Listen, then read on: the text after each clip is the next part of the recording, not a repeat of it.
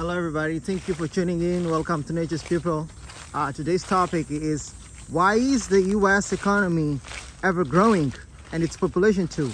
Getting right into it, I have to explain that though the fact that the US belongs to the OECD countries, which are the countries with higher levels of income, lower levels of income inequality, and also high educational rates, high life expectancy, and all that, all those metrics. One thing that I have to say is that for the most Western countries, there's a trend of low fertility rates and a high population decline, and also a high level of retirees who are having a strain on the pension system that is, sort of getting load to the working class that has to pay both for the incoming generation, which are the babies, and also for the older folks. So now I'm going to evaluate and to tell, or sort of make an analysis of why is the US, sort of evading all these stresses that come with growing, plateauing economy and aging economy. All right, first and foremost, one of the things that I have to say is that the US, since the 1900s, has always been the most powerful, the wealthiest, the most influential maybe in brackets, country in the world. And that has sort of brought a lot of implications in the world geopolitics, as far as, what a nation has to say in certain regions, in certain locations. For instance, as of now, what is going on in the Pacific is that we are having stress, where we're having a concurrent, or sort of competing power that is trying to fend off, or trying to wave away the stress that the US has held after the fall of the Japanese Empire in 1945. And with that, now we're seeing China trying to, take hold of South China Sea, and trying to, support the regimes in there, trying to, sort of push away the US.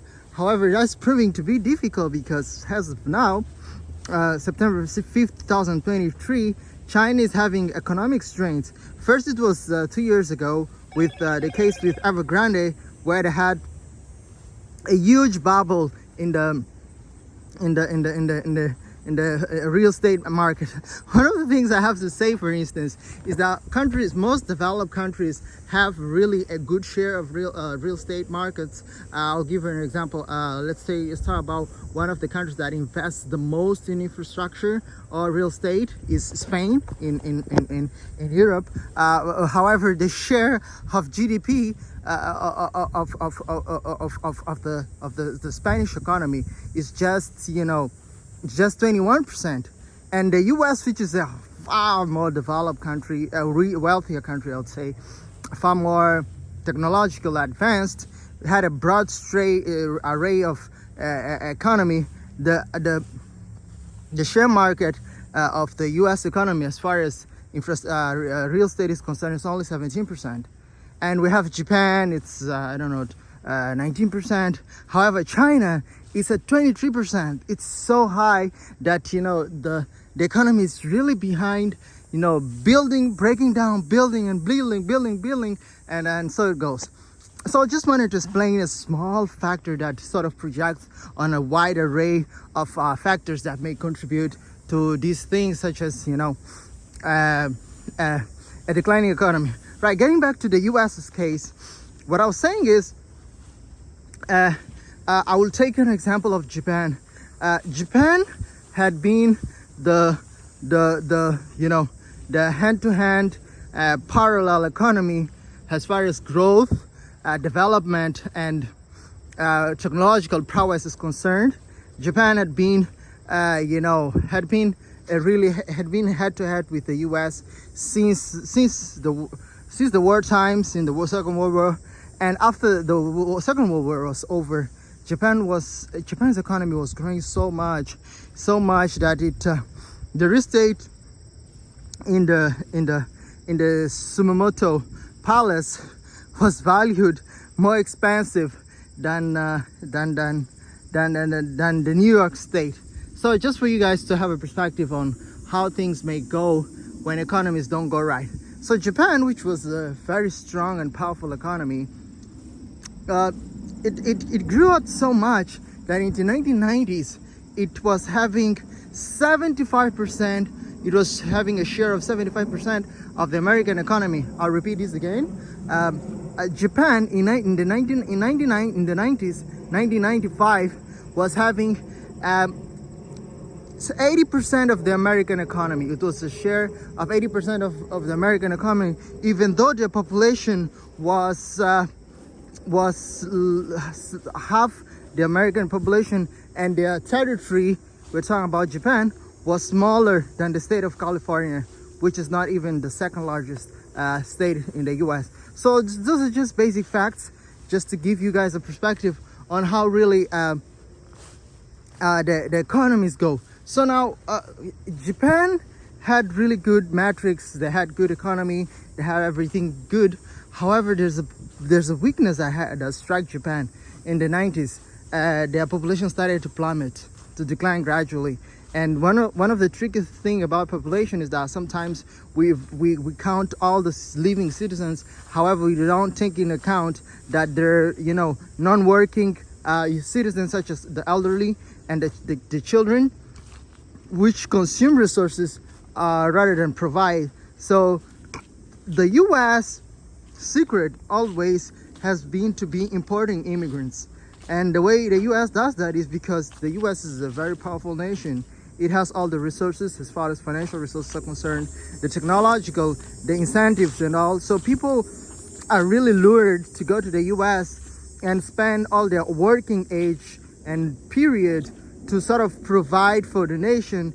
And the nation takes advantage of that and waves off the stress and the burden that was supposed to be given to the pensionees.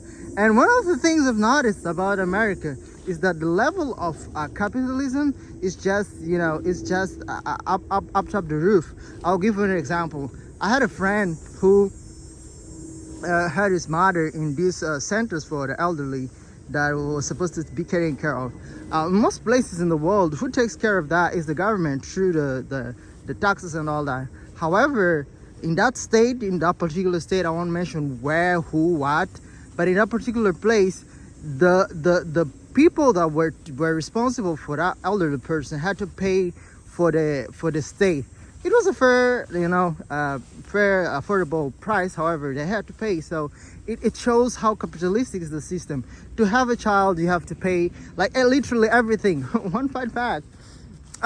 Although it might, be very good as far as productivity is concerned, and one thing I have to notice. So let's talk about just the healthcare system in the U.S. It comprises, I think, the healthcare system in the U.S. I don't know what's percentage of the GDP. However, it's upwards of $3.3 trillion. I think nearly 20% of the American economy. So imagine, guys, a country that invests $3.3 trillion in the medical fields. That's just a lot of money. And I don't know. I don't have much to say. I'm not an economist. So what I'm trying to say is that this tendency of bringing immigrants and having them work in your country and having them that will going, it makes the country productive. And also one thing that I noticed that America does not emphasize is there's always a trade-off. I always think about this. This is a really interesting fact, guys. This is a really interesting fact.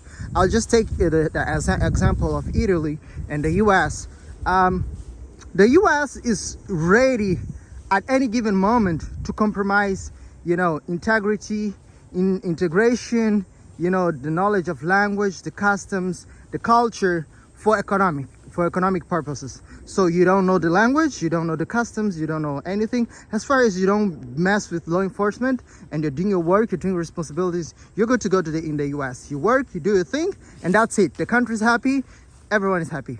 However, other countries, say Italy for instance, Italy, they value things like integration, things like, Italian, the customs, the culture, the system, can you Do you understand? It's all a trade-off. So Americans trade off